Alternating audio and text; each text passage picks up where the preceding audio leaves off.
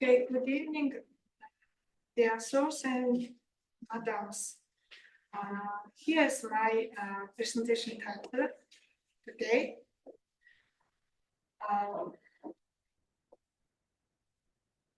In the worldwide, CO2 emission continuously is increasing since 1990.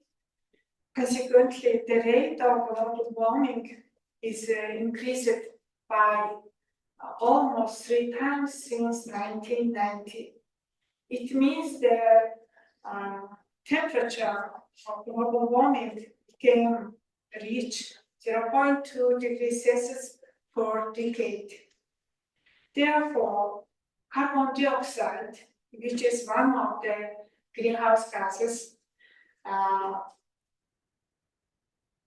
is being desirable to utilize into valuable chemicals, in particular hydrocarbons. In recent years, many researchers are doing to design the novel catalyst with high selectivity and high thermal stability and cheap, good availability catalysts.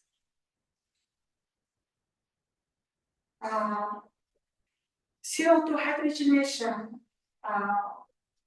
which is named as modified Fischer-Tropsch synthesis, occur through two-stage reactions. The first one is CO2 hydrogenated into carbon monoxide and water, which is named reverse water gas treaty. The second stage reaction is CO produced hydrogenated into hydrocarbons. In our research work on light hydrocarbons from C to C4 was our goal target compounds. Our research work aims to examine the effects of barium, xantanium, or cerium promoters into the traditional cobalt-potassium aluminum oxide catalyst used in the CO2 hydrogenation for lower alkane synthesis, and compare their activities and properties of the non-catalysts. Now I would like to review the experimental parts. Here is reaction information. The reaction was carried out with a fixed bed reactor, and about 1 gram of catalyst was then diluted by 4 grams silicium carbide to prevent from high temperature agglomeration. And the catalyst was reduced by hydration at 400 degrees Celsius for 1 hour. The rate of flow 30 milliliter per minute. After catalyst activation, the CO2 hydrogenation was occurred at 350 degrees Celsius under the pressure of 0.3 megapascal of hydrogen and CO2 mixture with the volume ratio of 3 to 1. Gross hourly space velocity was 300 hours. The reaction time was from 5 to 6 hours. And product gases was analyzed using gas chromatography with TCP detector and FID detectors. Here, this slide shows catalyst preparation method. We use the incipient wetness inclination method for catalyst. Catalyst solutions, precursor metal solutions, usually cobalt and potassium, promoter metal nitrate solution was used, and these solutions drop by drop added 1 to 3 order in aluminum oxide support using ultrasonic vibration. And metal component was fixed, cobalt was fixed as 30%, potassium was 5%, and we checked the effect of three kinds of promoter metal, barium, tantalum, cerium. The content was same, 1%. Another effect was checked, combined spot. We added 10% yttrium, in other cases 10% titanium to aluminum oxides. Here is some characterization method. Surface analysis of catalyst, TPR analysis we have done, AMI 300 surface analysis according to this temperature program. Barium, titanium, cerium promoter metals they are in the same period, 6th period or periodic table. Atomic number increased 56 to 58 neighbor elements in the periodic table. Atomic radius decreased from 268 to 248 pm. Now I would like to introduce you the results and discussion. Here's exactly profile after pretreatment by hydrogen gas. After activation by hydrogen gas, cobalt oxide was identified as phase or cobalt O is 2 valency. And the particle size are almost similar as shown here because of same bounded amount of 3% fixed value. And particle size of cobalt oxide was calculated by shared equation. In that time, this kind of particle size of active species.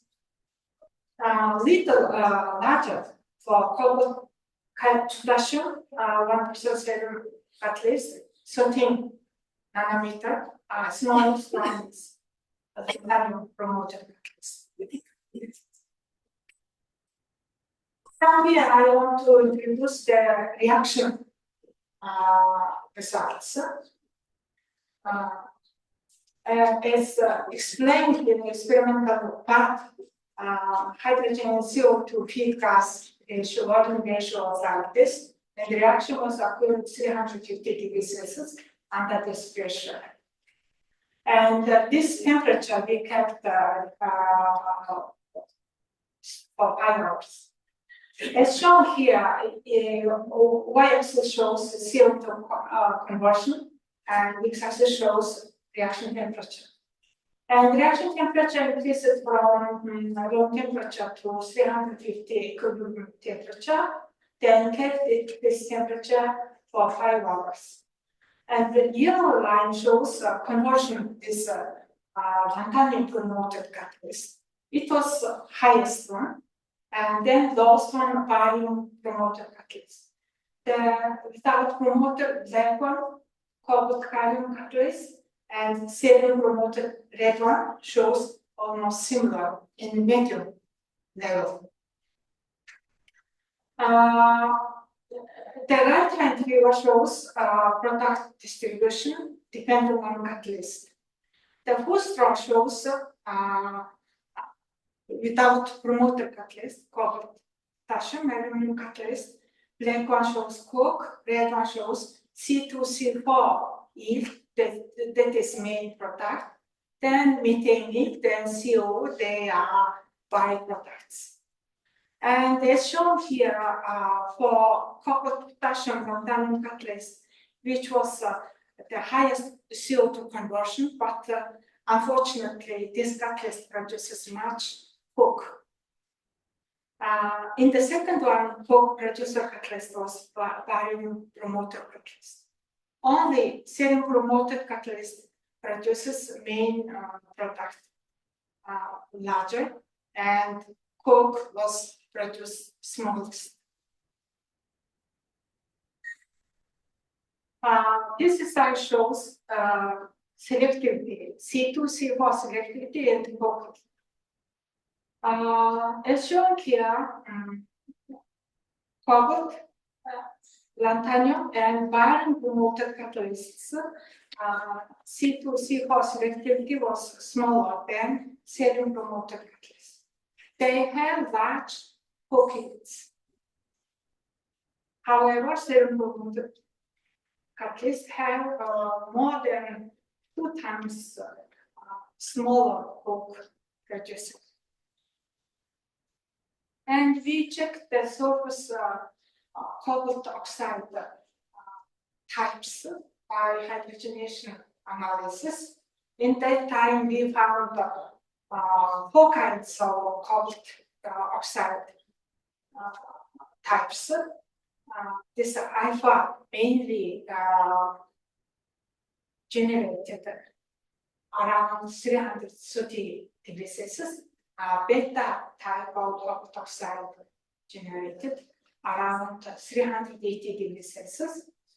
Gamma generated at 420 degrees Celsius. And at largest degree, delta cobalt oxide generated around 600 degrees Celsius. From here, we, especially this high temperature generated peak shows too much strong interaction between cobalt metal and aluminum support. It produces inactive cobalt aluminated species. So this peak is depending on inactivation of cobalt species.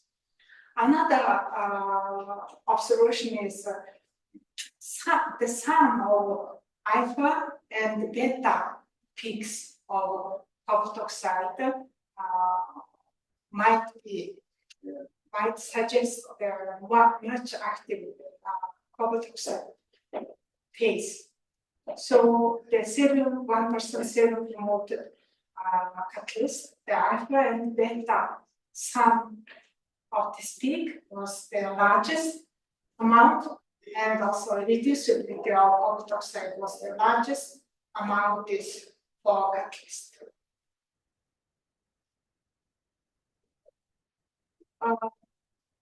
Next one, we checked the combined oxide, combined support effect. Here, 1% cerium promoted aluminum oxide catalyst, then added 10% yttrium, 10% titanium. In that time, the additional component to aluminum oxide decreased activity, as shown here. The cerium promoted aluminum catalyst supported on single aluminum oxide without promoter catalyst. When compared, the CO2 conversion was almost same. However, methane yield decreased almost 3 to 4 times, from 20% to 6% decreased. This methane is a byproduct. The main product C2C4 increased 7.7% to 14.9% increase. And byproduct CO almost zero. However, this catalyst supported on combined oxide. The main difference was main product yield decreased and CO yield increased. It means main product selectivity decreased for combined oxide support. Here I want to show carbon balance for this all catalysts used in these experiments. They are from 95 to 100%. the calculation and experimental hydrogenation was done perfect. As shown here, we checked the content of cerium promoter. In the time, we found for this catalyst was perfect for production of main compound C2, C4. Okay, I can explain my conclusion here. When we add promote metal, especially 1% cerium catalyst, CO2 conversion almost unchanged, similar. However, main product increased almost 2 times. In other words, the byproduct decreased, methane, and main product increased. This is conclusion, especially the cerium promoted cobalt catalyst supported single aluminum oxide has medium strength interaction with support, and its reducibility was also is medium strength. So this special characterization of this catalyst produces the largest main product. Thank you very much.